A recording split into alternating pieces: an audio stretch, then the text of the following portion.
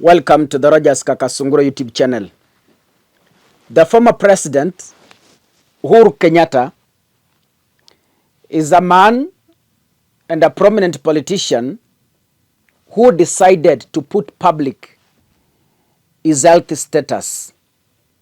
He announced to the nation that he is currently battling an illness. And this illness is the dangerous cancer. He spoke with a lot of emotions and prepared the country for anything that might come in the near future. Because he said that we are also pushing on with this disease, with this monster. But Uhuru Kenyatta, to me,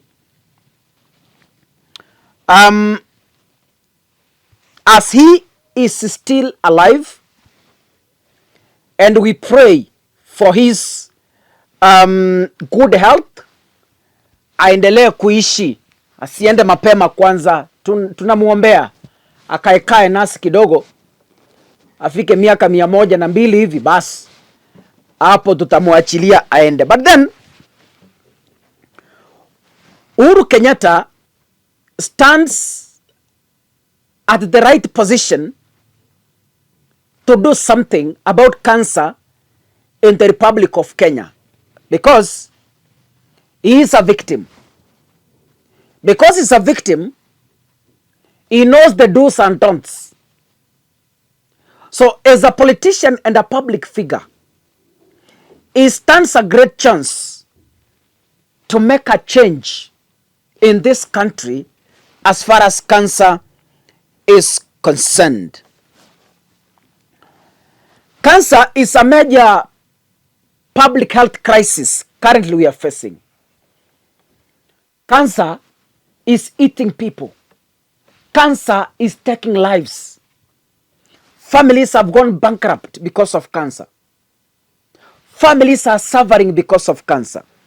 Let me give you a few statistics that I've researched for you. You must understand that cancer is the third leading cause of death in Kenya. Third, ya tatu, leading cause of death in Kenya, with tens of thousands of people losing their lives annually. A significant challenge is that 70 to 80% of the cases diagnosed at late stages, when treatment is less effective and more costly, 70% to 80 cases are diagnosed at a late stage. You know, the problem we have in Kenya is identifying the real cause of your disease. You can go to a hospital, stay there for 2 months, they are treating a different disease, giving you a wrong medication, which itself might lead to cancer. I know you have experience with hospitals in Kenya. You can walk into a hospital and get wrongly diagnosed, unawekwa kwa ward for 2 months, kutibiwa ugonjwa hauna. That is why unapata cancer. Mtu ni mgonjwa cancer, you go to a health facility, they diagnose you with a different thing. Wanakutibu whole year. By the time you discover it's cancer, it's too late for you to treat. Lack of access to care. Many facilities, as I've said, and qualified oncologists are concentrated in urban areas. Uko village, uko si rahisi kupata kipimo kinakuambia this is cancer that is eating you. Now, let me give you reasons why Uhuru Kenyatta can be a solution to this monster to some extent. As a victim of cancer, and as a man who has come out publicly to announce he should come up with a cancer foundation. And this cancer foundation will be addressing the major public health crisis in Kenya. That is number one. Number two, Uhuru Kenyatta has a personal, national, and international connection. Having shared that he's a cancer victim, his connections can give him a breakthrough in mobilizing resources towards helping cancer patients in the Republic of Kenya. This personal testimony from him offers a powerful, emphatic platform for advocacy, encouraging others to seek early screening and treatment without fear of judgment. Because he's come forward as a leader and a political figure, he can be a motivation to many Kenyans who are out there who are afraid of going for screening, maybe to determine what is eating them.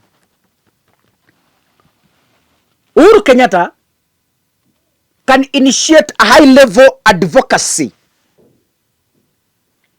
because his foundation, if he decides to start, will command national and international attention, making it easier to lobby for one, better policies, secure funding, and partner with global health organizations to help patients. Building on past initiatives, during his presidency, you remember Uhuru Kenyatta championed what we call universal health coverage, UCH agenda, that commissioned several cancer centers. Kumbe we never knew these things. Mnakumbuka Uhuru akianzisha cancer centers, but we didn't know the intention. How I wish we understood it earlier. It was a personal initiative because he's been through that. But Kenyans with little knowledge, we couldn't comprehend to that level. A foundation from him could serve as a powerful non-governmental mobilizer for the cancer patients. Let me give you the potential and focus areas Uhuru Kenyatta can focus. I know this message might reach him. Anyone who listens to me and is a friend to Uhuru Kenyatta, send him this video. Maybe in one way or another, he can get my plea. Your Excellency, I know. Someone send him this analysis and tell him I am pleading with him to come forward and start. The Kenyatta family can be able to mobilize powerful resources to help because of the vast connections they have. They can be able to help us as a country. A foundation led by him could focus on the following if it's initiated. Number one, public awareness and screening. Number two, support for underprivileged patients. In Kenya, we have so many cancer patients who are unable to access medical care because of money. Hawana pesa mama mboga. Kwa mama pale kwa village, hata watoto wadogo from poor families, they are unable to access quality medical services. So this one will help in establishing a financial aid fund to help the low-income families cover the high costs of diagnostics, chemotherapy, and travel lodging during the treatment. Capacity building. The foundation will be able to fund the training of specialized oncologists, specialists, nurses, and technicians and equipping regional hospitals with essential cancer care technology. A foundation from Uhuru Kenyatta could help with data and research. This means what? Investing in cancer registries and research to better understand local prevalence, risk factors, and treatment outcomes, which is vital for evidence-based policy. In brief, or in essence, I made a conclusion here in my analysis.